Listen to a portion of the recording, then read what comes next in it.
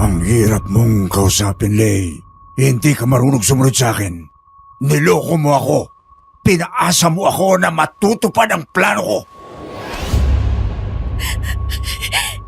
Alam mo na noon pa man ni si Edward na mahal ko. Patawarin niyo ako. Pero hindi ko kaya magpakasal sa iyo. Tama na, Dad! Tama na!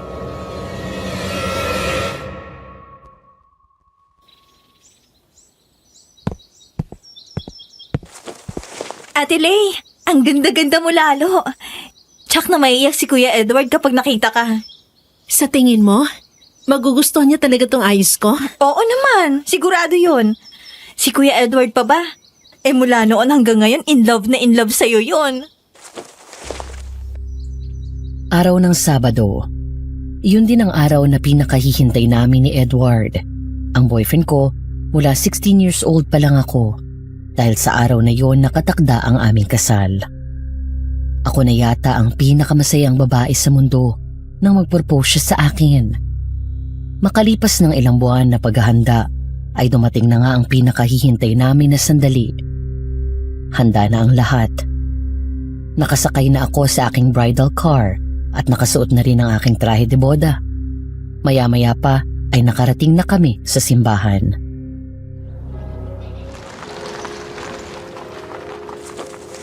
Excited na ako, Joyce. Nariyan na ba si Edward?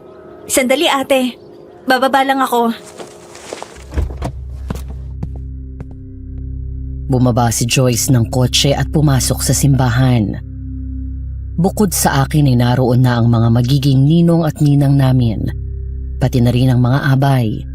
Ilang sandali pa ay lumabas si Joyce mula sa loob ng simbahan.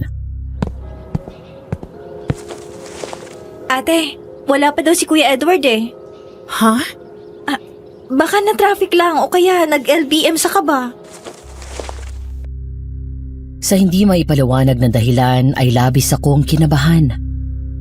Kahit kailan ay hindi pa nalilate si Edward, lalo at alam nito na importante ang okasyon, lalo na at mismong araw iyon ng aming kasal.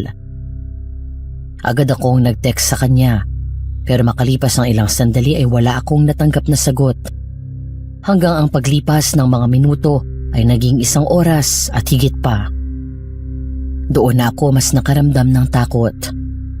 Sinubukan kong tawagan ito pero naka-off ang phone niya. Wala pa rin ba siya? Wala pa ate eh. Maya-maya ay dumating ang isa sa kaibigan ni Edward. Hindi ako nakatiis at bumaba na ako sa kotse. Habang kausap ito ni Joyce, napansin ko ang pagbabago ng ekspresyon ng mukha ng pinsan ko. Nawala ang ngiti nito at bumakas doon ang gulat. Tumingin ito sa akin na may labis na pag-aalala. Joyce? May nangyari ba kay Edward? Ate, si Kuya Edward, Bakit? Anong nangyari sa kanya? umalis na daw kagabi pa. Pumunta ng Amerika. Hindi. Hindi totoo yun. Hindi magagawa ni Edward sa akin yun. Ate, sorry. Hindi. Hindi na darating si Kuya. Umalis... Ay! Ate! Ate Lay! Tulungan niyo ako! Inimatay si ate!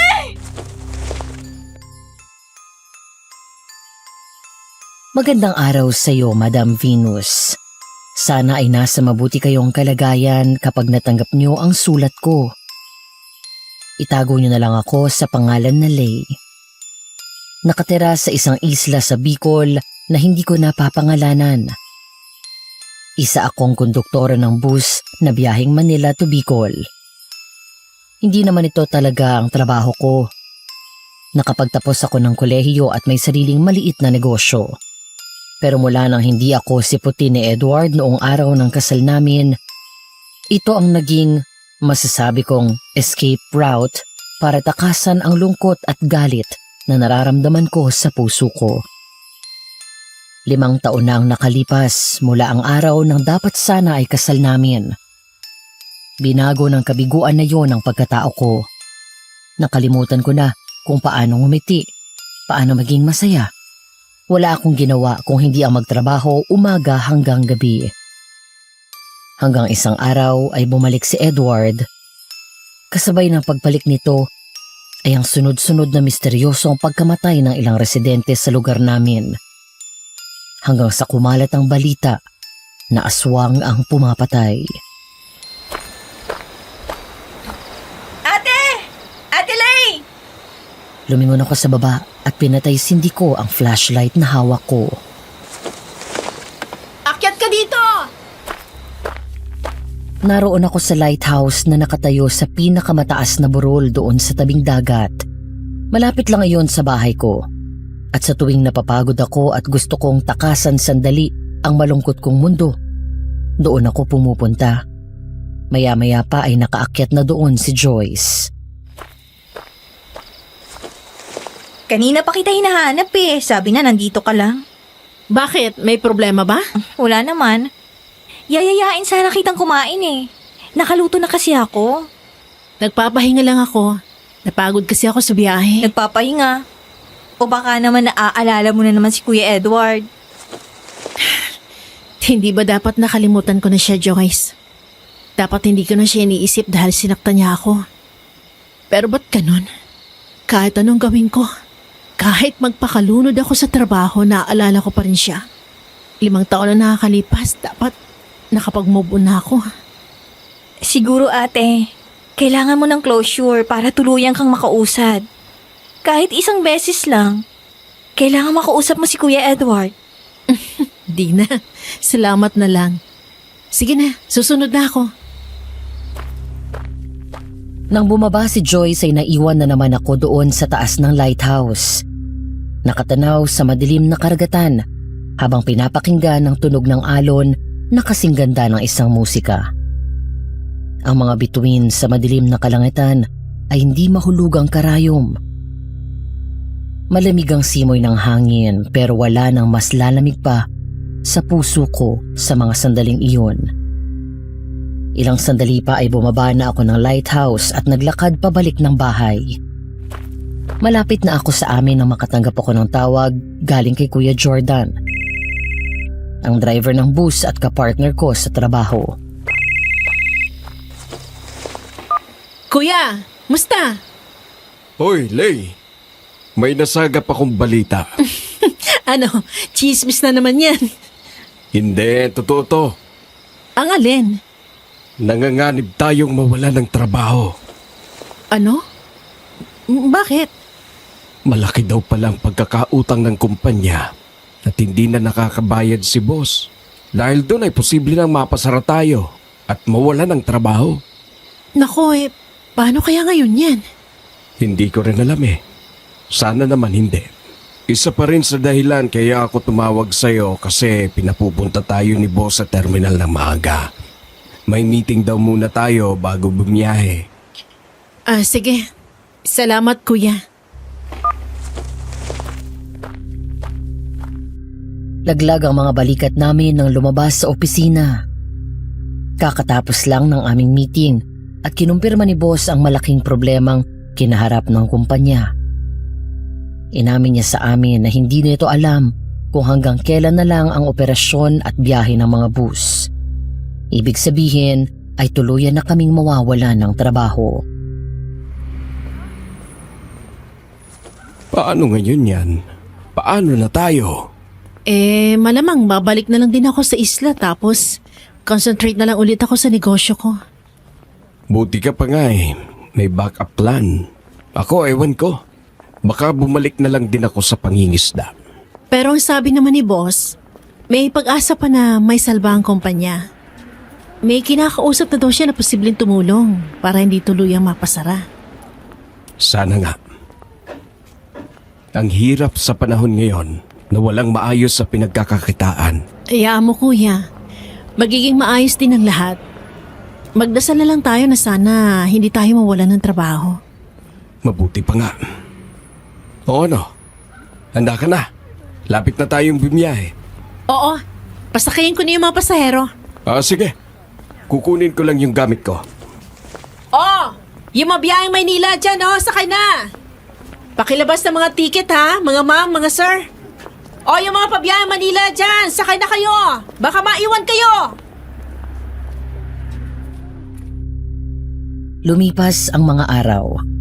Sa bawat biyahe namin papunta ng Maynila at pabalik ng Bicol, palagi kaming nangangamba na yun na ang magiging huling biyahe namin. Hanggang sa isang magandang balita ang bumungad sa amin pagdating pa lang sa terminal.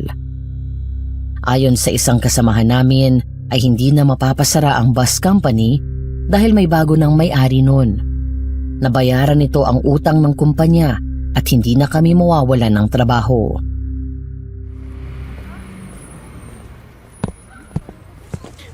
Salamat sa Diyos at may siguradong trabaho pa rin tayo. Mabuti na lang talaga. Balita ko ay napakayaman daw ng nakabili. Pero bilib din ako sa kanya dahil ang lakas ng loob niya na bumili ng kumpanya na may malaking utang. Pwede siyang malugi. Kung sino man yon, napakabait niya. Sana makilala ko siya. Ay, sabi ni boss, darating na daw ngayon yung bagong may-ari. Hintayin na natin bago tayo umuwi. Sige. Kahit napagod at puyat, ay naghintay kami sa pagdating ng bago naming amo. Maya-maya pa, isang magarang kotse ang pumasok sa bus terminal. Napansin ko na nagmamadali na nilapitan ito ng dati naming boss at pinagbukas pa ng pinto. Nang bumaba ang driver ng sasakyan, literal na nabitawan ko ang bag ko nang makilala ko kung sino iyon. Si Edward. Mabilis na binalik ako ng sandaling iyon sa araw na winasak nito ang aking puso. Ang lahat ng puot, galit at kahihiyan na dinala nito sa akin. Lahat ng iyon ay naalala ko. Parang sinipa ako ng malakas sa dibdib nang nakipaggitian nito sa dati kong boss at nakipagkamay. Isang hinala ang nabuo sa isip ko at sana ay nagkakamali ako. Teka, si Edward yun ah. Hindi ako nakasagot dahil hanggang sa mga sandaling iyon ay tulala pa rin ako habang nakasunod ang tingin kay Edward. Hanggang sa nakumpirma ko ang aking hinala nang ipakilala ito na bagong may-ari ng bus company. Salamat sa inyo. Bago ako sa ganitong negosyo at kakailanganin ko ng tulong ni Mr. Romero. At syempre, kailangan ko ng tulong at kooperasyon nyo para mas lalo pa nating mapalaki itong kumpanya. Huwag kayong mahihiyang lumapit sa akin kung may kailangan kayo. Thank you, boss! Woo! Edward! Doon ako natauhan. Nang kumurap ang mga mata ko ay nahuli ko siyang nakatingin sa akin. Malamlamang mga mata na para bang maiiyak ito at tila napakaraming gustong sabihin. Naramdaman ko ang pangingilid ng luha ko. Kaya bago pa ako tuluyang umiyak, ay agad kong dinampot ang gamit ko at nagpaalam kay Jordan. Kuya Jordan, mauna na ako. Lay, sandali lang. Lay! Mabilis akong naglakad palayo. Sa bawat hakbang ko ay paulit-ulit kong inaalala ang araw na dapat sana ay masayang araw naming dalawa na naging isang bangungot para sa akin. Hanggang sa may biglang humawak sa braso ko at biglang sumulpot sa harapan ko si Edward. Lay, sandali lang. Mag-usap tayo. Nanginginig ang mga kamay ko sa galit. Sa halip na magsalita, ay nagunahan sa pagbuhos ang mga luha ko. Hindi ako sumagot. At sa halip ay binawi ko ang braso ko mula dito. Saka iniwan ito at nagpatuloy sa paglalakad. Lay, please. Sandali lang. Mag-usap tayo. Huwag mo naman akong basta talikuran lang. Nagpantig ang tenga ko at bigla akong humarap dito at sinampal ito ng malakas sa pisngi. 5 taon? 5 taon, Edward? Ganon katagal kang nawala? Kahit isang tawag, text o sulat, wala kang iniwan para ipaliwanag sa akin kung bakit hindi mo ako sinipot sa kasal natin. at iniwan mo na lang akong basta. Nasasaktan ka? Dahil tinatalikuran kita nang hindi ka kinakausap? Ganyan na ganyan ang piniramdam mo sa akin nang bigla mo akong iniwan. I'm sorry. Hindi ko gustong saktan ka. Kinailangan ko lang gawin yun. Lay, patawarin mo ko. Patawarin? Patawarin kita? Alam mo ba na halos mabaliw ako sa sobrang lungkot nang iwan mo ako? Alam mo ba kung gaano ako nagtiis sa tuwing pinagchichismisan ako ng mga tao? Alam mo ba kung ilang beses, paulit-ulit, araw-araw kong tinatanong sa Diyos kung may ibang babae ka ba? Kung may mali ba sa akin o kung saan ako nagkulang sa'yo? Hindi. Hindi ganun yun. Walang mali sa'yo. Kung ganun, bakit? Bakit mo ako iniwan? Akala ko ba okay tayo? Masaya pa tayo magkasama 2 araw bago ang kasal. Pinag-uusapan natin ang honeymoon natin tapos biglang ganon. Nalaman ko na lang pumunta ka ng Amerika. Edward, ginawa mo akong tanga. Tapos hihingi ka ng tawad sa akin? Ha? Alam mo ba kung bakit ako nagtrabaho bilang konduktor? Para makalimot at takasan ang masamang alaala binigay mo sa akin. Handa akong pagbayaran lahat ng kasalanan ko sa'yo, Lay. Just please, let me explain. Wala akong panahon para makinig sa kung ano man yung excuses mo. Pagod ako at puyat. Kaya utang na loob, lubayan mo ako. Huwag mo akong kakausapin at huwag na huwag ka rin lalapit sa akin. Wala akong pakialam kahit ikaw ang boss ko!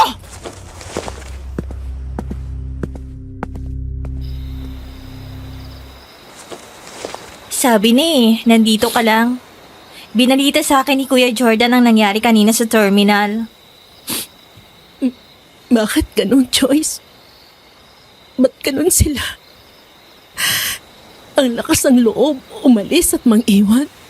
Tapos kapag bumalik sila, inaasahan nila na basta sila patatawarin. At okay lang ang lahat na parang hindi ako nasaktan. Nakakausapin sila ng ganun-ganun lang. Ate, hindi ba ito na yung chance para maliwanagan ka?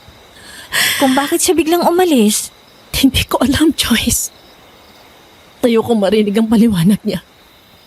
Baka kung anong kasinungalingan lang sabihin niya sa akin. Ayaw mong marinig? O baka naman takot ka sa pwede mong malaman? Takot saan? Hindi ako natatakot sa kanya. Ang ibig kong sabihin, ate, takot ka na baka sabihin niya sa'yo na may iba na siya. Kasi ang totoo, kaya nasasaktan ka pa rin hanggang ngayon dahil mahal mo pa rin siya. Napaiyak na lang ako at hindi magawang maitanggi ang sinabi ni Joyce. Natatakot akong harapin ang katotohanan.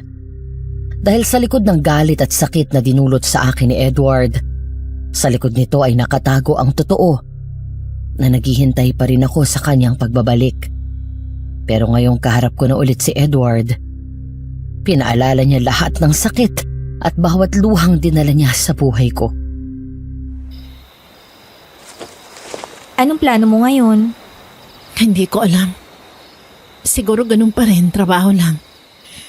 Di ko na lang siya kakausapin.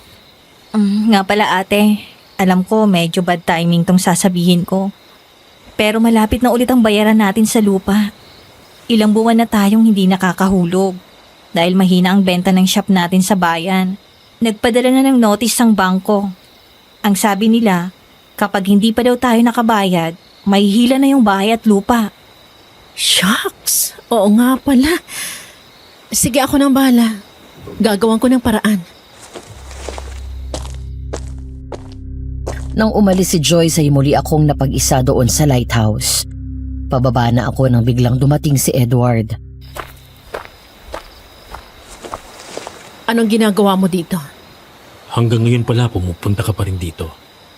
Nagsasayang ka lang ng oras, Edward. Umalis ka na. Lay, please. Hayaan mo akong makausap ka. Ano ba? Sinabi nang umalis ka na! Ginawa ko yun para protektahan At ka. gusto mong maniwala ako sa'yo? Huwag ka na mag-imbento. Sabihin mo na lang sa akin kung may naging ibang babae. Wala. Wala akong ibang babae, Lay. Ikaw lang ang minahal ko.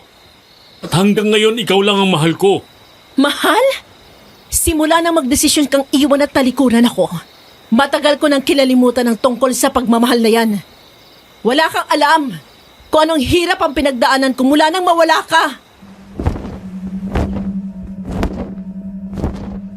Pero bago pa makasagot si Edward, pareho kaming napatingala nang may marinig kaming malakas na pagaspas na tila galing sa isang malaking ibon.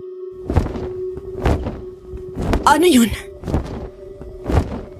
Nang tumingin ako kay Edward, agad itong lumapit sa akin sa katinakpan ng bibig ko. Huwag kang maingay. Doon sa loob, bilis. Ano bang nangyayari? Basta, doon na muna tayo sa loob, bilis. Mabilis kaming pumasok sa loob ng lighthouse. Nagulat pa si Joyce nang makita kaming dalawa. Shh! Huwag kang maingay. Nalilito man sa kinikilos ni Edward, sinunod ko ito at hindi naglikha ng ingay. Maya-maya ay narinig ko ang mas lumalakas ang malakas na tunog ng pagaspas na iyon. Pasimple itong sumilip sa gilid ng kurtina. Na-curious ako kaya nakisilip din ako. Ano bang palabas to, Edward? Ang naririnig mo na yon, hindi yun ibon. Kung hindi, aswang. Ano? Niloloko mo ba ako? Hindi ako nagbibiro. Kailan ka nakarinig ng ordinaryong ibon na ganyan kalakas ang pagaspas? Wala, di ba? Sumilip ka. Tumingin ka sa taas. Sinunod ko ito. Nanlaki ang mata ko ng isang hugis tao pero may malaking pakpak na parang paniki at palutang-lutang sa hangin. Ano yun? Aswang. Kailan pa nagkaroon ng ganyan dito? Nasundan namin ang tingin ni Edward ang aswang nang umalis ito at lumipad palayo. Paano mo nalaman ang tungkol sa aswang? Narinig ko sa mga tao sa bayan. Anyway, mag-iingat ka palagi. Huwag na huwag kang lalabas kapag kumagat na ang dilim. Kapag dumating ka ng gabi mula sa biyahe, magpalipas ka muna ng gabi sa opisina ko. O kaya pumunta ka sa bahay ko dun sa bayan. Alam mo pa naman yun, di ba? Basta, huwag na huwag kang mangangahas na lalabas ng gabi at lalo't mag-isa ka. Oo. Eto ang calling card. Tumawag ka sa akin kapag may kailangan ka. Anytime, Lay. Kahit saan pa yan at anong oras, pupuntahan kita. Sige, salamat. Halika na. Idadaan na kita sa bahay niyo. Aalis ka na? Baka maabutan ka ng aswang. Huwag kang mag-alala. Dala ko ang kotse ko. Sinong nag-aalala? Ako? Hindi ah. Umalis ka na. Bahala ka sa buhay mo. Magkita na lang tayo sa terminal. Maglakay mabuti ng pinto. Kapag may narinig kayong ulit na malakas na pagaspas, huwag na huwag kayong lalabas. Magsabit kayo ng mga bawang sa mga pinto at bintana. Maglagay din kayo ng mga asin. Lay, una na ako. Lumipas ang mga araw. Pilit akong kumilos ng normal sa trabaho. Lalo na kapag naroon si Edward. Hindi naman niya ako kinukulit, pero napapansin ko na parang palagi itong nakabantay sa akin. Madalas siyang sumasama sa amin sa biyahe. May mga pagkakataon na siya ang nagiging karelyebo ni Kuya Jordan sa pagmamaneho. Hindi ko rin naman siya kinakausap hanggat hindi kailangan. Napilitan na lang din akong pakisamahan si Edward dahil siya ang boss ko.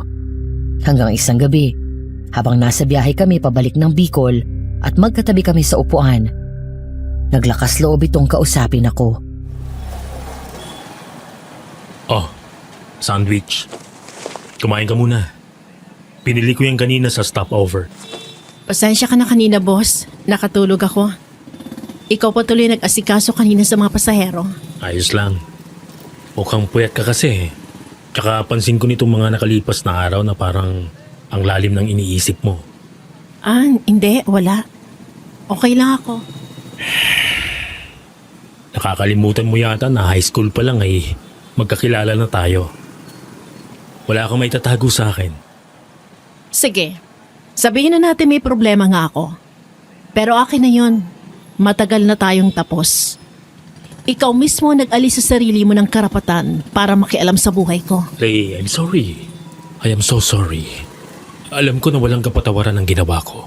Pero maniwala ka. I did that to save you. Hindi ko pa kayang ipaliwanag sa iyo ang lahat pero isang araw sasabihin ko sa iyo. At kaya ako bumalik ay para tapusin ang problema ko. Bago ko subukan na ligawan ka ulit. Sa tingin mo ganun lang kadali yon? Na kapag sinabi mong susubukan mo akong ligawan ulit basta ako papayag? Pagkatapos mo akong pagmukhaing tanga sa simbahan at sa harap ng maraming tao? Kinuha ni Edward ang kamay ko at hinawakan iyon ng mahigpit. Pagkatapos ay hinalikod nito ang palad ko. Naduwag akong magpaalam sa iyo. Alam kong masasaktan ka at hindi ko kayang makita yon. Mas pinili kong umalis at masaktan ka ng ganon. At least alam ko naligtas ka at buhay ka. Kaysa matuloy ang kasal natin at ilagay ka sa panganib. Anong panganib? Ako? Nasa panganib? Ano ibig mo sabihin? Gaya ng sinabi ko, isang araw ipapaliwanag ko rin lahat sa iyo kapag natapos ko nang ayusin ang problema. Ay nako Edward, di ko alam ba't pa ako nakikinig sa'yo. Please, Lay. Pagkatiwalaan mo ko. Huwag mong hilingin sa akin ang isang bagay na ikaw mismong sumira. Hanggat hindi mo sa akin pinapaliwanag ang lahat.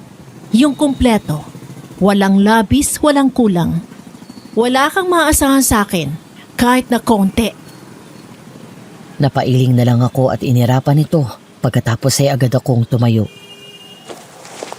Oh, yung mga bababa dito pakibilis ang kilos. Yung mga gamit nyo baka maiwan. Malapit na tayo sa terminal. Yung mga tulog dyan, sir, ma'am. Oy, gising na po. Malapit na tayo sa terminal. Nang makauwi ako ng araw na iyon sa isla, sinalubong ako ni Joyce ng isang masamang balita. Ayon sa pinsan ko ay dumating ang isang notice mula sa bangko na nagsasabi na kapag hindi pa kami nakapagbayad ay tuluyan ng mahihila ang lupa at bahay na pinaghirapang ipundar ng mga namayapa kong mga magulang. May pera naman ako pero hindi iyon sapat para mapunan ang pagkakautang namin. Matapos yun ay dumating doon si Manang Norma at sinabing gusto daw akong makausap ni Don Marshall, ang ama ni Edward. Daroon si Don Marshall sa loob ng library. Sandali at sasabihin ko sa kanya na narito ka na. Nasaan po si Edward? Ay, hindi siya dito tumutuloy. Bukod sa bahay niya doon sa bayan, may bahay din siya dito sa isla. Malapit lang dun sa bahay mo, hindi mo alam. Basta mula nang bumalik siya, hindi na siya dito umuwi.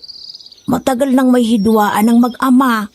1 linggo bago ang dapat sana ay kasal nyo, nag-away silang dalawa. Mula noon ay hindi na sila nag-usap pa. Hindi sila okay ni Don Marshall? Hindi po ba close na close silang mag-ama? Oo. Pero nagbago yun ang araw na nag-away sila. Mula noon ay hindi na nag-usap ang dalawa. Pasensya ka na, Lay. Yun lang ang tangi kong masasabi sa'yo dahil nangako ako kay Edward na walang pagsasabihan ang nangyari. Balang araw, malalaman mo rin ang katotohanan.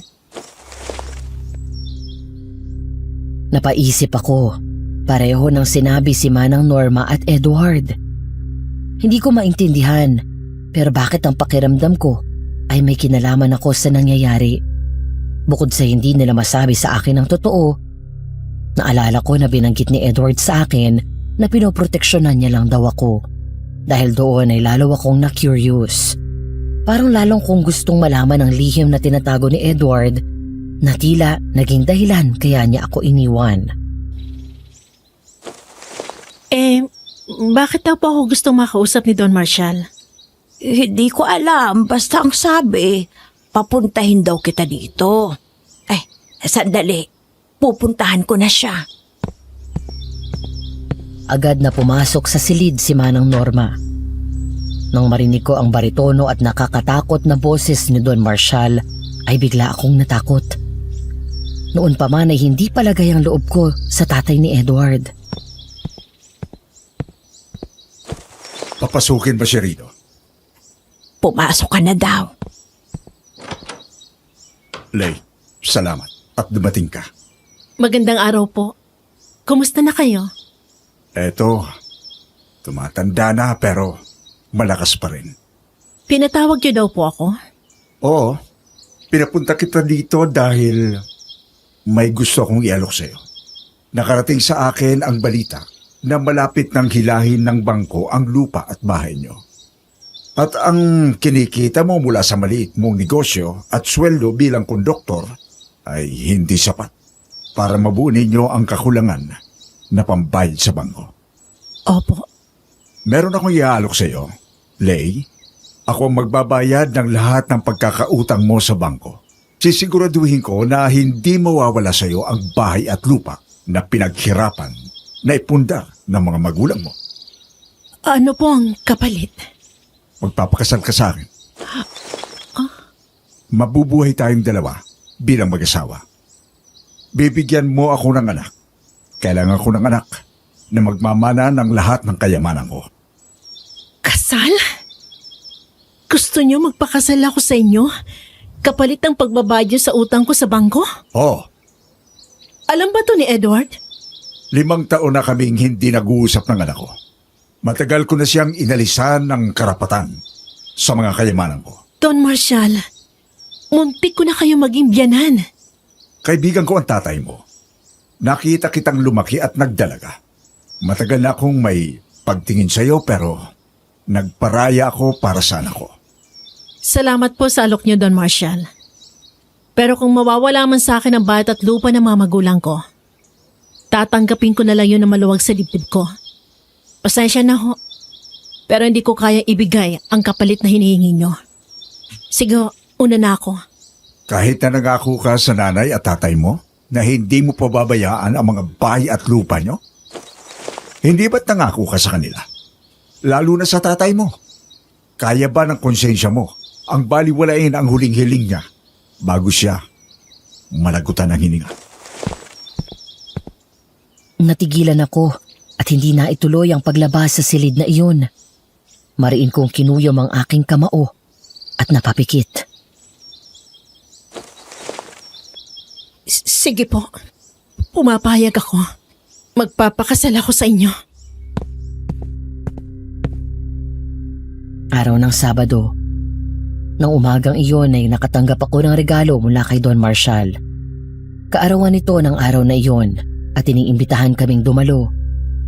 Hindi na sana ako pupunta pero may pinadala ito na magandang damit na isusuot ko.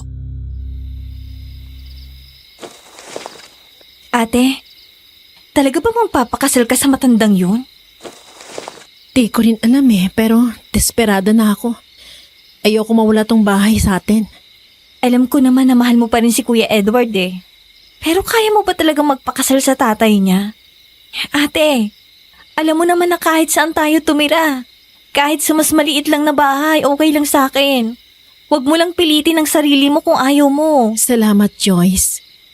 Pero hindi lang naman tutungkol sa pera Nakapangako kay tatay bago siya mawala. Natutubusin ko tong bahay. Para si Kuya Edward, kaya mo bang maging stepson ng ex mo? Bahala na, Joyce. Naku ate, kung ako sa'yo, pag-isipan mo talaga ng 100 beses. Kasi hindi ka na basta-basta makakawala kapag kasal na kayo. Alam ko. Salamat sa concern. Siya, sige, magbihis na tayo. At baka dumating na yung driver ni Tanda. Isang maganda at mamahaling kulay puti na damit at sapatos ang pinadala ni Don Marshall. Sakto sa akin ang mga sukat nito. Nang matapos makapag-ayos, ay siya naman dating ng driver nito at sinundo kami. Pagdating sa mansyon ni Don Marshall, ay sinalubong kami ng isang magarbong selebrasyon. Karamihan ng mga bisita ay mga mayayaman na kilala doon sa bayan namin. umaapaw ang pagkain at mga inumin.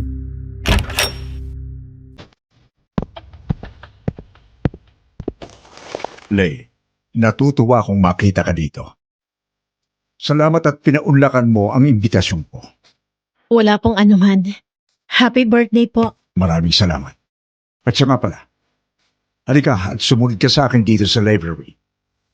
May ipakikita ako sa iyo. Nabayaran ko na ang utang mo. Makakahinga ka na rin ng maluwag. Lay, Salamat po. napakatagal kong hinintay ang sandaling ito. Sa wakas, mapapasa akin ka na. Gagawin kitang Reyna, Lay. Lahat ng kailangan mo ibibigay ko sa iyo. Hinding-hindi ka magsisisi sa desisyon mo.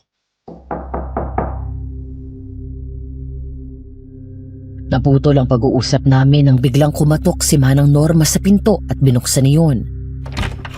Sa edad nitong 65 years old ay matikas pa rin ang pangangatawan nito. Pero hindi ko kailanman siya matututunan mahalin dahil hanggang ngayon ay si Edward pa rin ang laman ng puso ko. Don Marshall, magsisimula na po ang selebrasyon. Paglabas namin ay naabutan ko na kausap ni Edward si Joyce. Nang lumingon sa akin ang dati kong nobyo, ay nakita ko ang gulat sa mukha. Tila alam na nito ang lahat. Totoo bang sinabi ni Joyce sa akin? Magpapakasal ka kay Dad? Oo. Nagulat kami nang biglang lumapit sa akin si Don Marshall at hinila ako palayo kay Edward. Wala akong nagawa kung hindi ang magpatangay na lang. Kinantahan ito ng mga bisita at binati habang todong ngiti ang matanda. Maraming salamat sa inyo.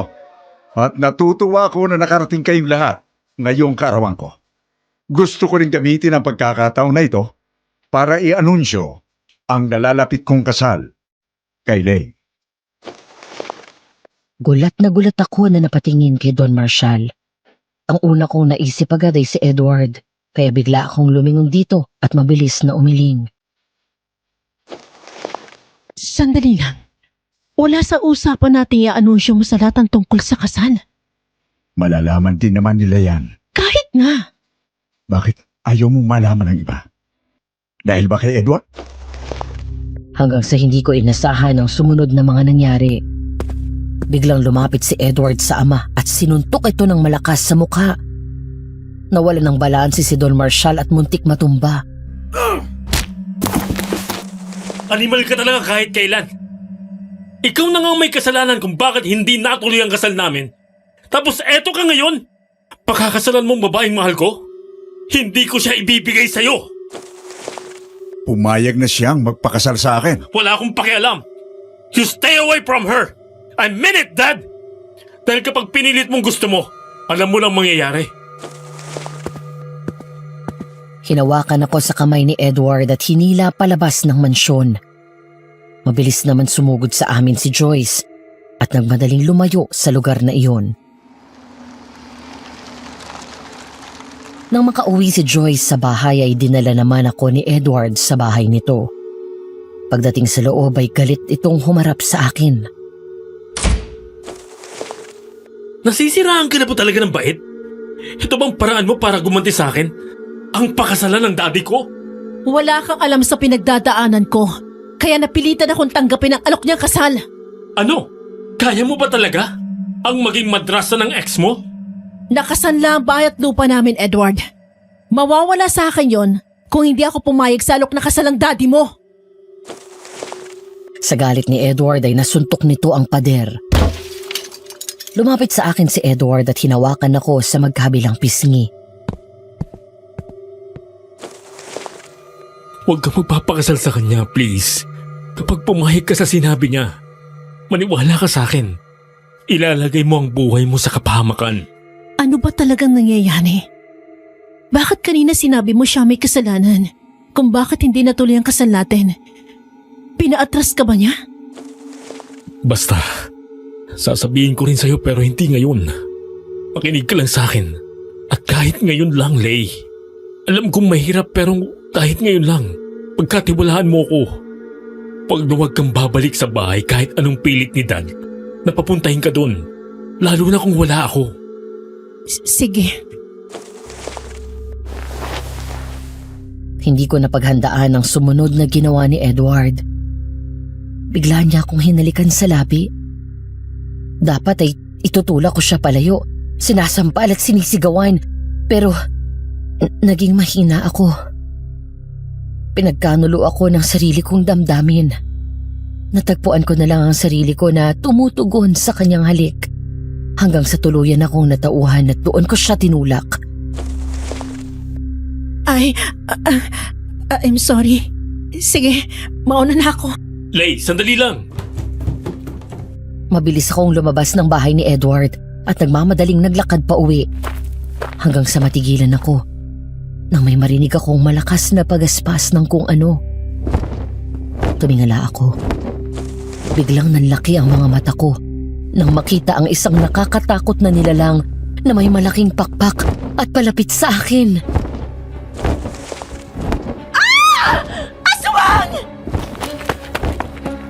Mabilis akong tumakbo papunta sa bahay namin. Bawat hakbang ko ay may kalakip na panalangin na wag akong maabutan nito.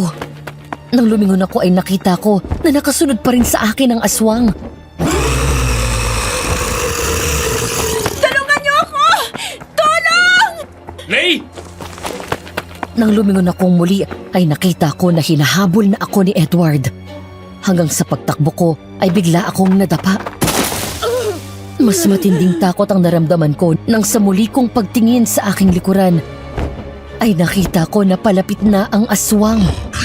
Sinubukan kong tumayo pero nakalapit na sa akin ito. Bitiwan mo ako! Hinawakan ako ng aswang sa balikat at tila nakahanda na itong tangayin ako nang bigla akong makarinig ng sunod-sunod na malakas na putok ng baril. Nang lumingon ako, ay nakita kong may mga pulis na parating.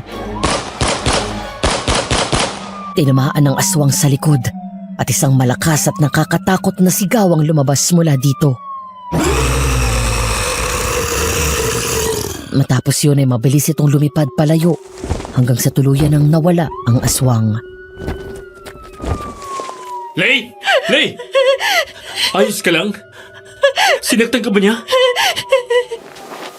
Dahil sa pagkabigla sa nangyari, ay natulala na lang ako habang umiiyak. Pagkatapos ay naramdaman ko na lang na niyakap ako ni Edward ng mahigpit.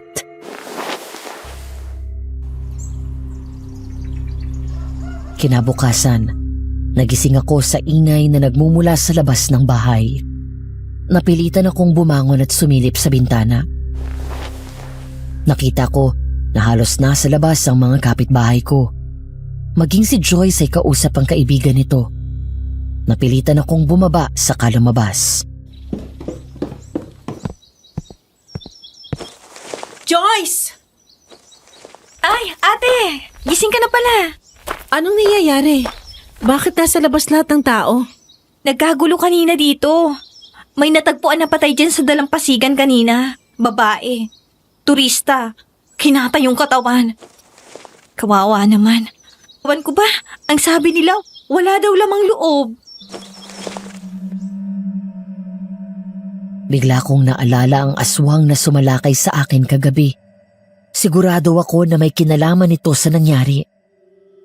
Ayon kay Edward, nagkataon na napadaan ang mga pulis at nakita ang nangyari kaya mabilis kaming natulungan.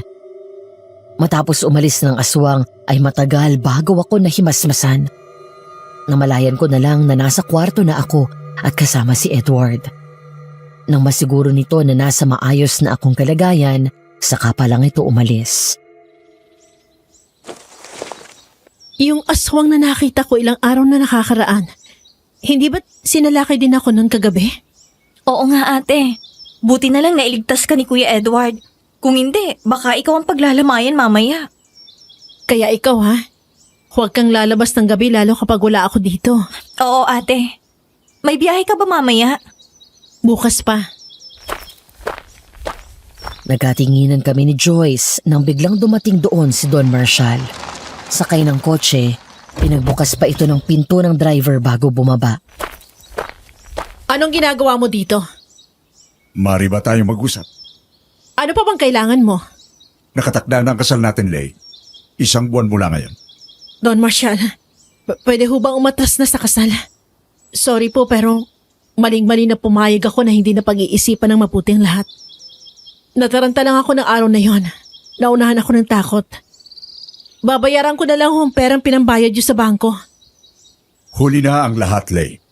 Ikaw mismo ang tumanggap sa loko. Wala akong pakialam kung nabigla ka man. Hindi ka na maaaring matras. Hindi ko ho kayo mahal. Ang anak niyo pa rin ang mahal ko. Maya-maya ay biglang dumating si Edward at hinarang nito ang sarili sa pagitan namin ni Don Marshall. Hindi ka ba nakakaintindi? Sinabihan na kita na layuan mo si Lay. Ikaw ang lumayo sa kanya, Edward.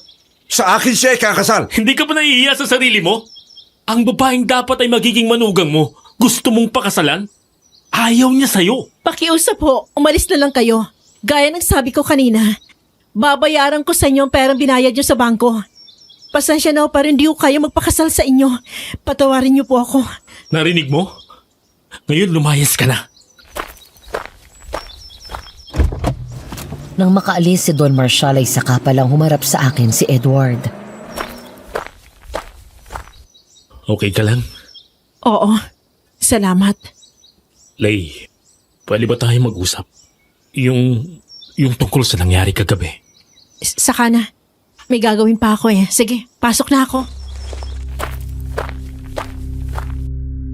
Dahil sa natagpuan na bangkay ay kumalat ang balita mula sa isla hanggang sa bayan na may aswang na pumapatay. Nagdala iyon ng matinding takot sa mga residente. Para wala nang mapahamak pa, ay nagpatupad ng malawakan na curfew sa lugar namin. Para makasiguro sa kaligtasan ni Joyce, habang nasa biyahe ako at pinauwi ko muna ito sa bahay ng isa namin na kamag-anak na nasa kabilang bayan.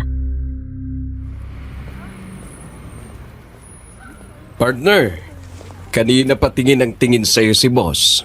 Nag-away na naman ba kayo? Anong na naman? Di pa kami nagbabati, no? Ang akala ko kasi nagkabalikan na kayo. Pero totoo ba yung naririnig kong balita? Sabi noong mga nakapunta sa birthday ni Don Marshall, ikakasal ka na daw sa matanda. Ay nako kuya, wag mo na ipaalala yun. Hindi ba siya nahihiya sa anak niya? Mabuti na lang nga at makakatakas ako kahit paano sa problema. Alika na, malapit na tayong umalis kuya. Naghahanda na kami sa pagbiyahe at mas tinuon ko ang sarili sa trabaho sa halip na isipin ang problema. Oh, yung mabiyahang pa Maynila dyan, Cubao Terminal, lalakad na. Ate, patingin ng ticket nyo. Salamat to ha. Pakitago lang ng mga ticket nyo. Salamat po. Nang makasakay na lahat ng pasahero at bago isarado ang pinto, nagkatinginan pa kami ni Edward. Bumuntong hininga na lang ako bago tuluyang pumasok sa loob. Mag-aalas 12 na ng hating gabi. Pagod at antok na ako dahil sa mahabang biyahe. Mabuti na lang at sa isang araw pa ang biyahe namin pabalik ng Bicol. May isang buong araw ako bukas para magpahinga. Dito sa apartment na tinutuluyan ko sa tuwing nasa Maynila ako, patulog na lang ako nang may marinig akong kumakatok mula sa labas. Sino kaya yun? Napilitan akong tumayo at sumilip sa bintana. Nagtaka ako nang makita na nakatayo sa harap ng pinto si Edward. Nang madali akong lumabas ng sala at binuksan ang pinto. Anong ginagawa mo dito? Sinundan ka. Pero paano ka nakaluwas ng... Nag-aeroplano. Oo nga pala. O anong sadya mo dito? Nga pala, pasok ka muna. Salamat. Naisip ko lang kasi baka kapag sinundan kita dito, ay makapag-usap na tayo ng maayos. Wala si Dad at walang aswang na manggugulo sa atin. Ano ba talagang gusto mo? Lay, Hindi ako matahimik. Hindi ako pinapatulog ng gabing hinalikan mo rin ako. Mali yun, Edward. Hindi dapat nangyari. Lay, tumingin ka sa akin. Hindi mo na ba ako mahal? Hindi ako nakasagot dahil isang malaking kasinungalingan kapag oo ang sinagot ko. Hindi ako nakakibo nang lumapit sa akin si Edward at hinalikan ako sa noo. I miss you so much, love. Hindi mo alam kung gaano kahirap para sa akin na tinalikuran ka at saktan ka para lang masiguro na ligtas ka. 5 taon ako nagtiis na malayo sa'yo. Nagtrabaho ko ng mabuti. Nagpayaman para hindi ko na kailanganin ng pera ni Dad. At nangako ko sa sarili ko na babalikan kita. Kahit alam kong sinusumpa mo ako sa galit. Pero kahit kailan hindi nagbago ang nararamdaman ko para sa'yo. Walang araw na hindi kita inisip, Lay.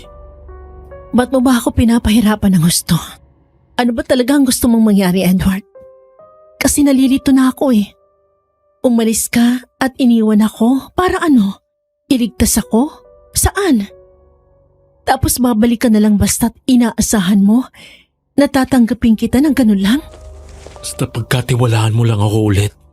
Hayaan mo na manatili ako sa tabi mo at protektahan ka. Please, para sa'yo tong ginagawa ko. Ewan ko, Edward. Hindi mo ba ako na-miss? Hindi mo na ba ako mahal? Hindi ako nakasagot. Nanatili lang akong nakatingin sa kanya. Nang muli akong halikan ni Edward sa labi, ay hindi ko na naman nagawang tumanggi. Naging marupok na naman ang puso ko at muling bumigay. Hanggang ang simpleng halik na yon ay nauwi sa mainit na tagpo. Namalayan ko na lang na naroon na kami sa loob ng silid at sinusuko ko ang lahat sa kanya. Hintayin mo lang, love. Isang araw, ipapaliwanag ko sa'yo ang lahat. Natatakot ako, Edward, Saan? na baka iwan mo ako ulit. Nagkamali ako nun. Dapat ay kinausap muna kita para nasolusyonan nating dalawang problema. Hindi kita dapat iniwan. Ligtas ka nga pero nasaktan naman kita. Ano ba kasi yon? Bakit hindi mo masabi sa akin? Dahil kapag nalaman mo ang totoo, baka lalo ka lang matakot. Paano na ngayon? Tayo, ang daddy mo. Itatama akong lahat ng pagkakamali ko sa'yo. Pupunuan ko ang 5 taon na pagkukulang ko.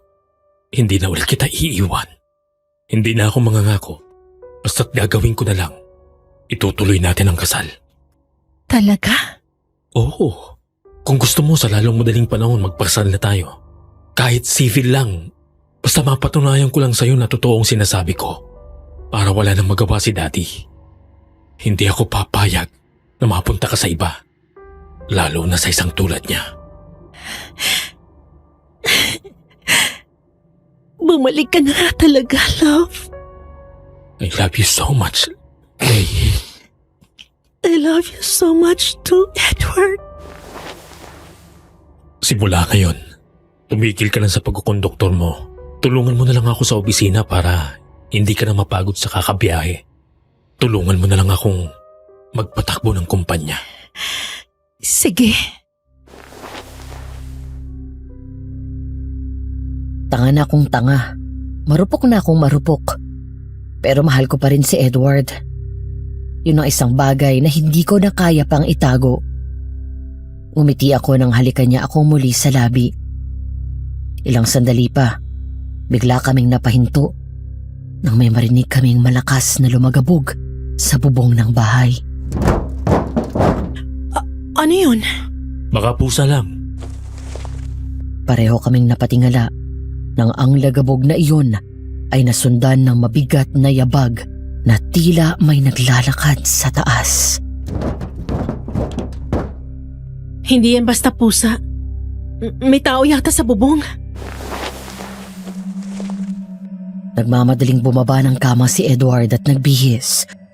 Gayon din ang ginawa ko at sumunod dito paglabas. Pagdating ko sa sala ay nakaramdam ako ng pamilyar na kilabot sa katawan. Ang pamilyar na amoy na iyon na siyang naamoy ko mula sa aswang na sumalakay sa akin sa probinsya. Imposible! Lumabas si Edward at sinilip ang bubong. Pagkatapos ay tumingin sa akin at umiling. Wala namang tao. Pero rinig na rinig ko may naglalakad. Hanggang sa napatingin si Edward sa sanga ng isang malaking puno na nakatinim doon lang sa bakuran ng apartment. Nanlaki ang mga mata nito sa gulat at tumingin sa akin at tumakbo pabalik.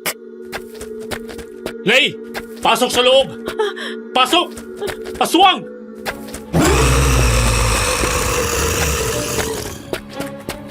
Pero bago pa makarating sa pinto si Edward, mula sa itaas ay biglang may sumulpot na nilalang sa harap ko.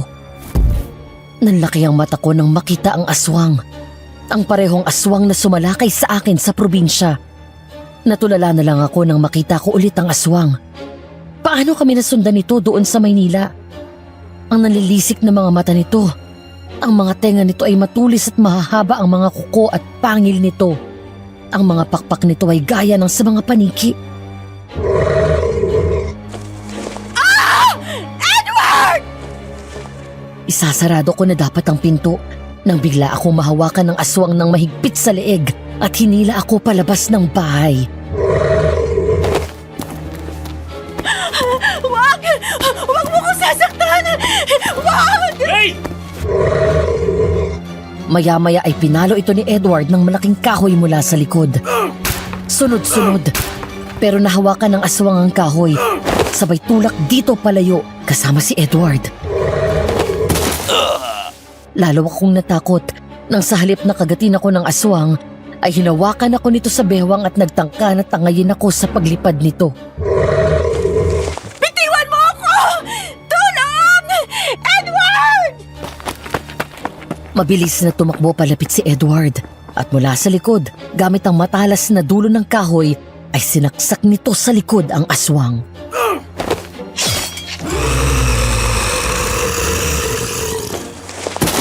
Nabitawan ako ng aswang at agad akong nilapitan ni Edward at tumakbo pabalik ng bahay. Nang maisarado namin ang pinto, ay sinubukan pa nitong sirain ang pinto maging ang bintana. Hanggang sa narinig namin ng mga kabataan na nakita ang mga aswang. Ilang sandali pa, sa wakas ay umalis na rin ang aswang. Takot na takot akong napaiyak na lang nang yakapin ako ni Edward. Kung hindi siya naging maagap, baka nakuha na ako ng aswang.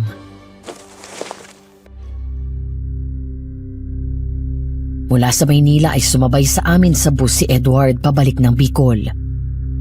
Iyon na siguro ang huling biyahe ko bilang konduktor dahil simula sa Lunes ay sa opisina na ako magtatrabaho. 2 araw na ang nakalipas mula nang mangyari ang pagsalakay sa akin ng aswang sa Maynila. Hanggang ngayon ay isang malaking palaisipan pa rin sa akin ang pangyayaring iyon. Hindi ko maintindihan kung paano at bakit kami nasundan ng aswang doon sa tinutuluyan ko na apartment. Naputol ang pag-iisip ko nang biglang dumating doon sa lighthouse si Edward. Binalot niya kaming dalawa ng kumot at niyakap mula sa likod. Naalala mo pa dito palagi ang tagpuan natin? Paano ko makakalimutan? Saksi itong lighthouse sa relasyon natin. Dito nangyari ang first kiss natin. Tapos naalala mo, dito din unang beses namin nangyari sa atin. Mga kalokohan natin noon na nasaksihan ang lugar na ito. Tuwing umuwi ako dito sa isla galing sa biyahe, dito ako pumupunta at nagpapahinga. Lihim na naghihintay, baka sakaling bumalik ka. Sorry for making you wait for 5 years. Babawi ako sa'yo. Matapos lang tong problema natin sa aswang at kay Dad. Magpapakasal tayo agad. Speaking of aswang, hindi ka ba nagtataka kung paano niya tayo nasundan doon? Ang mas weird, alam niya eksakto kung saan ako nakatira. Ang mahalaga, ligtas ka at hindi ka niya nasaktan. Bakit ba pakiramdam ko gusto kong kunin ng aswang at kilala niya ako. 2 beses na siya nagtangka na kunin ako Hindi siya magtatagumpay. Hindi ka niya makukuha sa akin. Hindi ako papayag. Hindi ko sasayangin ang 5 taon kong tiniis na malayo sa'yo. Sandali lang. Umamin ka nga sa akin. Kilala mo bang aswang? Kasi kung pagtatagping ko lahat ng mga sinabi mo mula nang bumalik ka, parang ganun ang kinakalabasan ng lahat eh. Matagal bago ito nakasagot. Tumingin lang sa akin si Edward at umiling. Hindi pa ako sigurado kung tamang hinala ko. Kaya hindi ko pa masabi sa'yo. Basta ang importante, wag na wag kang aalis. Umaga man o gabi na hindi ako kasama. Okay. Halika na. Umuwi na tayo. Baka dumating na naman yung aswang. Palabas pa lang kami ng lighthouse nang marinig namin ang pamilyar na tunog ng malakas na pagaspas na iyon.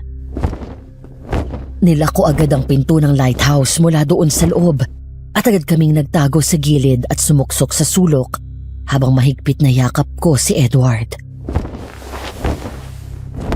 Maya-maya ay naramdaman namin na bumaba ito at sinubukang buksan ang pinto. Natatakot ako, Edward. Huwag kang mag-alala. Hindi yan makakapasok dito. Mula sa bulsa ay naglabas ito ng bawang at asin. Saka iyon nilagay sa paanan ng pinto. Maya-maya, narinig na lang namin itong lumipad palayo. Naghintay pa kami ng ilang sandali bago tuluyang lumabas at tumakbo pa uwi. Lumipas ang ilang araw dahil sa patuloy na paggambala ng aswang sa akin doon sa isla. Bukod din ang patuloy na panggugulo ni Don Marshall para mailayo ako, ay minabuti ni Edward na iuwi muna ako sa bahay nito sa bayan. Isang umaga, nagising ako na nakayakap siya sa akin. Napangiti ako nang makita ko ito na himbing pa rin sa pagtulog. Ang buong akala ko ay hindi na darating ulit ang araw na yun. Ilang sandali pa ay nagising na si Edward. Good morning. Good morning, love. Bangon na. May pasok pa tayo sa opisina. Pwede bang dito na lang tayo sa kama maghapon? Hindi pwede. Marami naghihintay sa atin na trabaho. Tapos na nating ayusin ang mga kailangan nating requirements sa munisipyo. Sa biyernes ng kasal natin, love. Excited ka na? Oo, pero may kasamang takot. Baka kasi... Mawala na naman ako. Hindi na mangyayari ang kinatatakutan mo. Hindi na ako aalis. Hindi na ako mawawala. Nangako ako sa'yo, di ba? Sorry, love. Hindi ko lang talaga maiwasang hindi mag-alala. Naiintindihan ko. Alam ko naman na kasalanan ko rin kung bakit ka nagkaganyan. Sa araw ng kasal natin, dito tayo manggagaling at sabay tayong pupunta ng munisipyo. Teka, love. May tao sa labas. Ako na. Maligo ka na. Agad itong lumabas ng kwarto at binuksan ang pinto. Napakunot-noo ako nang marinig ko na magsalita sa Edward at iritable ang tono nito. Ano naman ginagawa mo dito? Love? Sino yan? Natigilan ako paglabas ng kwarto at nakita ko si Don Marshall. Nakatayo sa pinto at nagpapalipat-lipat ng tingin sa amin ni Edward. Hindi ko siya nakitaan ng gulat na para bang alam nito na nagkabalikan kami ng anak niya, pero bakas ang galit sa mukha nito. Sinasabi ko na nga ba? Niloloko niyo akong dalawa. Ngayon naman siguro titigilan mo na siya. Nagkapalikan na kaming dalawa, Dad. Sa akin siya magpapakasal at hindi sa'yo. Kung magkano man ang ginastos mo para bayaran ang utang ni Lay, kaya kong ibalik yun sa'yo. Kaya tumigil ka na. Alam mo, sa simula pa lang na hindi ka niya mahal. Napakawalang utang na loob mo. Ikaw pa talaga na anak ko ang aharang sa mga plano ko. Ginagawa ko to para sa pamilya natin. Hindi.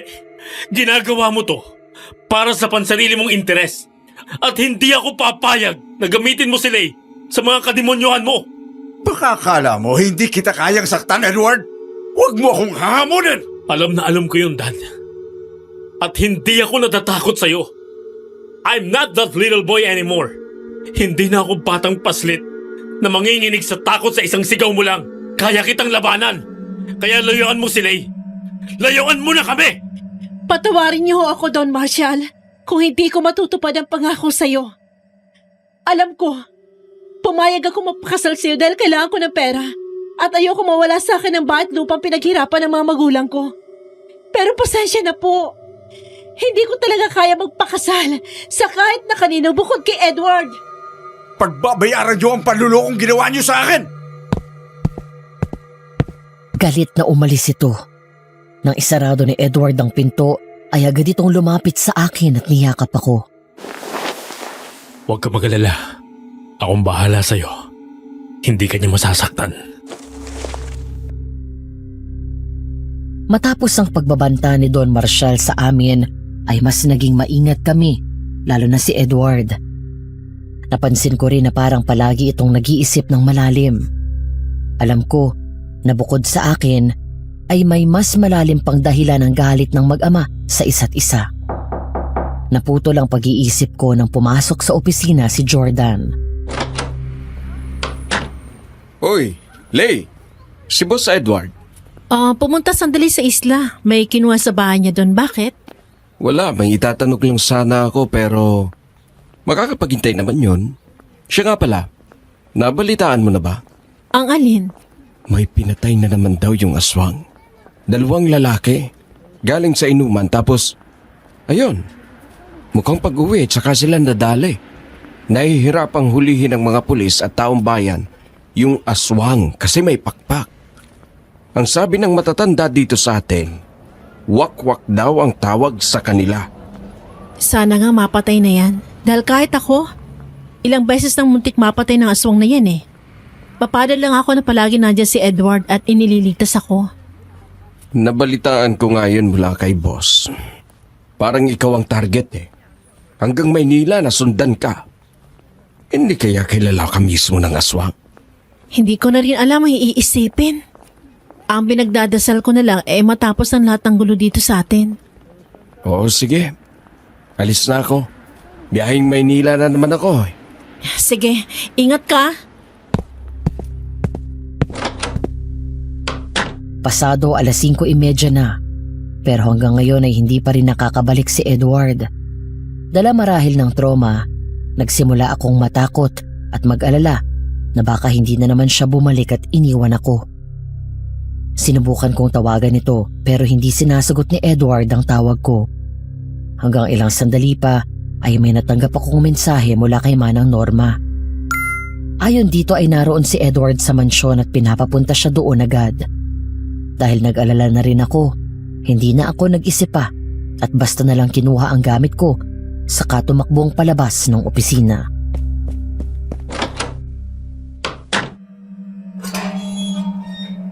Pagpasok ko pa lang sa mansyon ay sinalubong na ako ng kakaibang lamig ng paligid. Tumatayo ang mga balahibo ko sa katawan. Hindi ko maintindihan, pero mabigat ang pakiramdam ko sa bahay na iyon kahit noon pa. Manang Norma? Manang? Nagpatuloy ako sa pagtawag dito pero wala doon sa sala o kahit sa kusina si Manang Norma. Maya-maya ay nagring ang phone ko. Napakunot noo ako nang makita na si Edward ang tumatawag. Hello, love? Nasaan ka? Nandito na ako sa bahay niyo. Ha? Anong ginagawa mo dyan? Ikaw ang nagpapunta sa akin dito, di ba? Nag-text si Manang Norma sa akin. Ang sabi mo daw, pumunta ako dito. Ano? Hindi ako nagpunta dyan sa bahay. Lalong hindi ko pa nakakausap si Manang Norma. Teka, nasan ka ba? Nandito na ako sa port.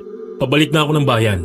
Hindi ko nasagot kanina yung tawag mo dahil nakacharge ang phone ko sa sala habang may ginagawa ako sa kwarto.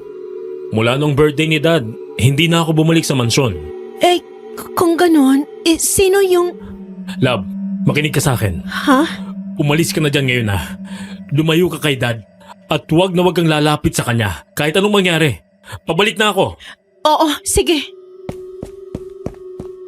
Nagmamadali akong umalis matapos namin makapag-usap ni Edward. Nasa pinto na ako nang bigla akong mapahinto nang marinig ang tunog ng dahan-dahan na pagbukas ng pinto ng library. Mula doon ay may narinig akong pamilyar na tunog. Ang nakakatakot na tunog at angil ng aswang. Bigla akong nag-alala kay Don Marshall. Kahit na may gulo sa pagitan namin, ayoko pa rin siyang mapahamak sa kamay ng aswang. Dali akong bumalik at lumapit doon. Dahan-dahan akong sumilip sa nakabukas na pinto. Ganoon na lang ang gulat ko nang makita ko ang isang eksena na nagdala ng matinding kilabot sa buong katawan ko na para bang binabangungot ako ng gising.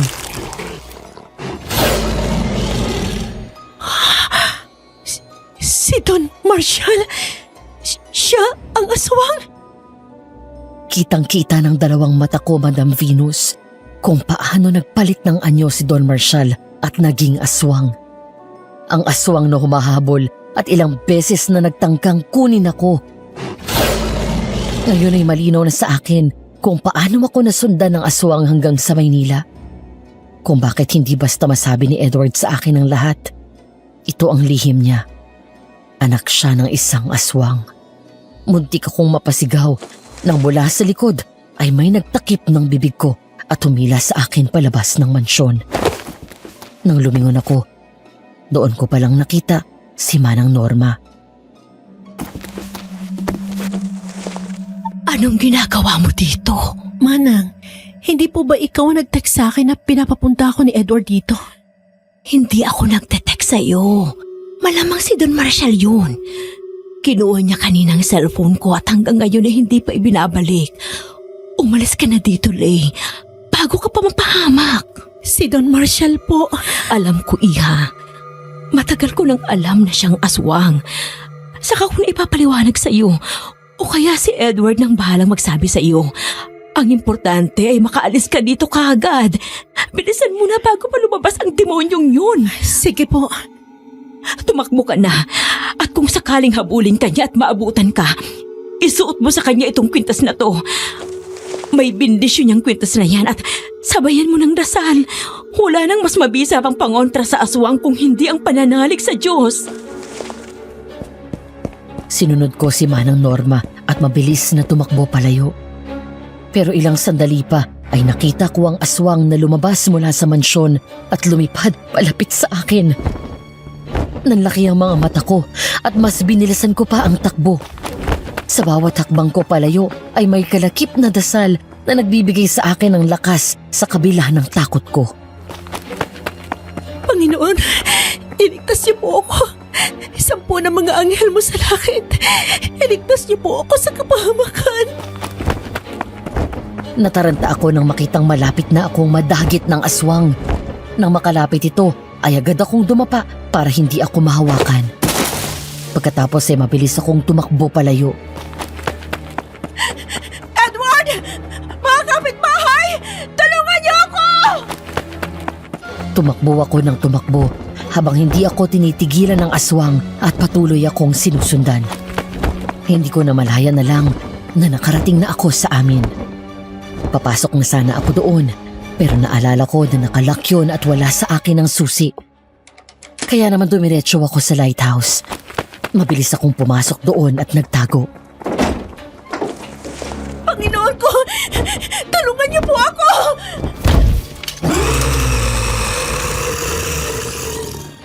Lay! Huwag kang lalapit! Napaatras ako nang makita ko si Don Marshall na pumasok. Bumalik na ito sa normal na itsura niya bilang tao. Habang nakangisi na parang demonyo. Humakbang siya palapit sa akin, kaya umatras din ako. Hanggang sa makaakyat ako sa taas ng lighthouse. Ang hirap mong pakiusapan, Lay. Hindi ka marunong sumunod sa akin. Niloko mo ako. Pinaasa mo ako na ako ang pakakasalan mo. Alam mo na nung pa, si Edward na ang mahal ko. Patawarin niyo ho ako para hindi ko kaya magpakasal sa'yo. Dinaan kita sa maayos na pakiusap. Mas pinili mo pa rin ang bastardo kong anak. Ngayon, wala akong ibang pagpipilian kung hindi ang daanin ka sa puwersa. Totoo ang sinabi ko sa iyo noon pa. Hindi ka pa man din nobya ni Edward, ay may pagtingin na ako sa iyo. Pero hindi mo ako pinansin at tanging si Edward ang nakikita mo. Ikaw na lang sana ang pag-asa ko para magpatuloy ang aking lahi. Pero anong ginawa mo? Niloko mo ako! Kaya ba pinipilit mong kunin ako para maging asawa mo at gawin ding aswang? Oo! Para dalhin mo ang magiging anak ko! Mamamatay na muna ako! Pero hindi mangyayaring gusto mo! Mabilis bumalik sa anyong aswang si Don Marshall at sinugod ako. Sinakal niya ako pero nagawa kong manlaban. Gaya ng bili ni Manang Norma, sinuot ko ang kwintas na may krus na pendant at kahit nahawak ako ng aswang sa leeg, ay pilit pa rin akong nagdasal. Our Father, who art in heaven, hallowed be your name. Your kingdom come, your will be done on earth as it is in heaven. Layuan mo ko! Demonyo ka! Sa ngalan ng Diyos!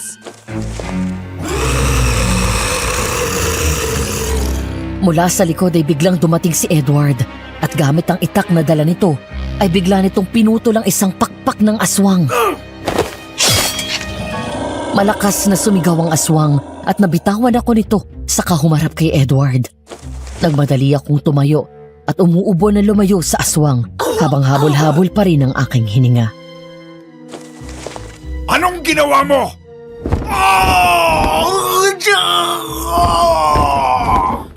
Kung anong dapat na ginawa ko sa simula pa lang. Sinubukan kitang protektahan dahil ama pa rin ang turing ko sa'yo. Ikaw at yung pagiging aswang mo ang sumira ng lahat sa buhay ko. Nawala sa akin si Lay. Napilitan akong umalis at layuan siya dahil sa takot ko na magiging aswang din ako. Gaya mo!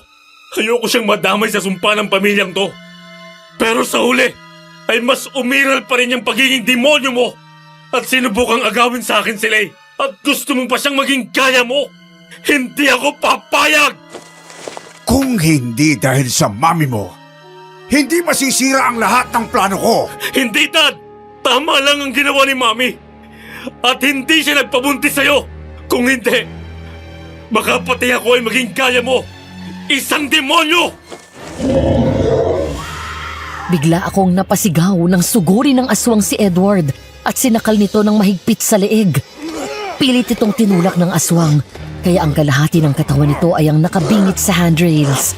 Isang maling kilos ay mahuhulog si Edward doon sa lighthouse at maaari itong bumagsak sa tubig at malunod. Malakas ang alon at malalim ang parting iyon ng dagat. Nanganganib ang buhay ni Edward kapag nahulog ito. Edward! Don Marshall, pakiusap! Anak mo pa rin siya! Bitiwan mo siya! Tama na, Dad! Tama na! Wala kang utang na loob! Manang-mana ka sa mami mo! Manloloko! I'm sorry, Dad. Nagulat na lang ako nang biglang saksakin ni Edward ang aswang. Napalayo mula dito ang aswang at muli na naman itong sinaksak ni Edward sa dibdib. Matapos sumigaw ng aswang sa sakit, muli nitong sinugod si Edward. Ngunit nawala ng balanse si Edward at nahulog ito sa lighthouse kasama ng aswang. Edward! Edward! Sinubukan kong habulin ang kamay nito pero tuluyan na itong nahulog. Wala akong nagawa kung hindi ang panoorin nitong tuluyang lamunin ng malakas na alon ng madilim na karagatan. Wala na ang aswang. Pero wala na rin si Edward. Lumong-lumo ako, Madam Venus, habang naroon sa dalampasigan at naghihintay. Naroon na ang mga pulis at Coast Guard. Nahanap na ng mga ito ang wala ng buhay na katawan ni Don Marshall. Pero si Edward, hanggang ngayon ay hindi pa rin mahanap ng mga ito.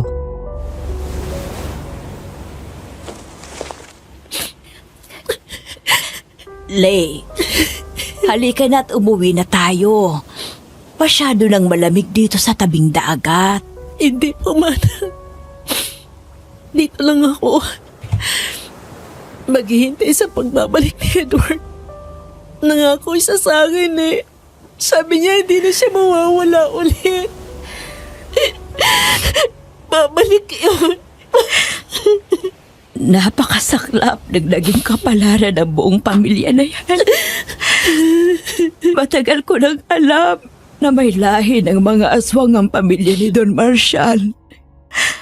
Matagal na nila akong katiwala at may protection akong suot. Kaya hindi nila ako sinasaktan. Isang linggo bago ang kasal niyo, 5 taon ang nakakalipas. Nalaman ni Edward ang totoong pagkatao ng kanyang ama. Inakala niya na maging siya ay isa ring aswang. Ikaw agad ang naalala niya. Ayaw niyang magaya ka at maging aswang din. Maging ang magiging anak niyo. Umalis siya at pumunta ng Amerika nang hindi nagpapaalam kahit sa amin. Yun ang naisip niyang paraan para protektahan ka. Nagparamdam lang siya sa akin. Ilang buwan bago siya umuwi dito. Doon ko lang nasabi sa kanya ang totoo. Na hindi siya kaya ni Don Marshall dahil anak siya ng mami niya sa ibang lalaki. Kaya hindi siya magiging aswang gaya ng daddy niya. Kahit si Don Marshall ay kailan lang din yun nalaman. Dahil nag-alala siya na walang magpapatuloy ng lahi niya bilang aswang. Naisip niya na pakasalan ka para dalhin mo magiging anak niya. Doon ko tinawagan si Edward. Kaya agad siyang umuwi dito para muli kang protektahan. Kaya ba hindi niya masabi sa akin ang dahilan? Oo. Kahit nagalit si Edward sa ama, gusto pa rin niyang protektahan ito. Umiral pa rin sa kanyang pagmamahal niya bilang anak. Natakot din siyang sabihin sa iyo ang totoo dahil baka hindi mo siya matanggap. Umiiyak na tumingin ako sa madilim na karagatan at sa isip ko ay muli akong umusal ng dasal.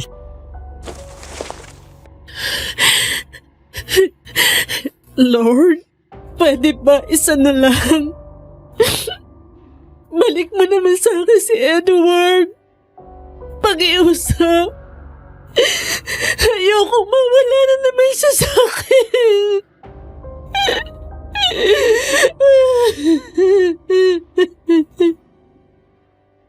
Napapikit ako na humagulgol ng iyak sa balikat ni Aling Norma. Hanggang sa maya-maya ay narinig ko na lang na bigla itong suminghap sa gulat. Ay naku, Lay! Tingnan mo! Bilis! Nang dumilat ako, bigla akong napatayo nang makita ko ang isang pamilyar na lalaking sakay ng bangka ng Coast Guard. Edward!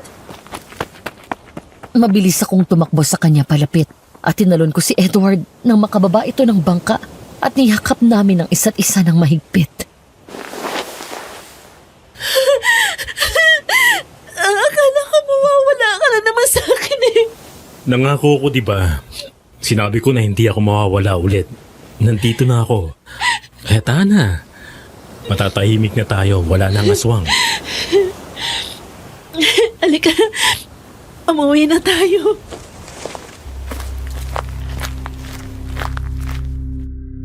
Ilang taon na rin ang nakakalipas mula nang mangyari ang lahat na iyon. Ngunit hanggang sa mga sandaling ito, ay tila nagising lang ako mula sa isang masamang panaginip. Nilihim namin sa mga tao na si Don Marshall ang aswang. Ang alam ng mga ito ay napaslang din ito ng aswang. Sa ngayon ay dito pa rin kami naninirahan sa isla ni Edward kasama ang mga anak namin. Sadyang mabait ang Panginoon. Siya mismo ang nag-ayos ng lahat at binalik kami ni Edward sa isa't isa. Kung may natutunan man ako sa lahat ng nangyari, iyon ay buksan ang puso ko sa pagpapatawad at buksan ang isip ko at pakinggan ang paliwanag ng iba. Kung hindi ko ginawa yon, baka hanggang ngayon ay miserable pa rin ang buhay ko. Hanggang dito na lang at naway may natutunan kayo sa mga naging karanasan ko, hindi lang sa aswang, kung hindi sa pinagdaanan ko sa buhay. Maraming salamat po at more power sa Aswang Diaries. Nagmamahal, Lay.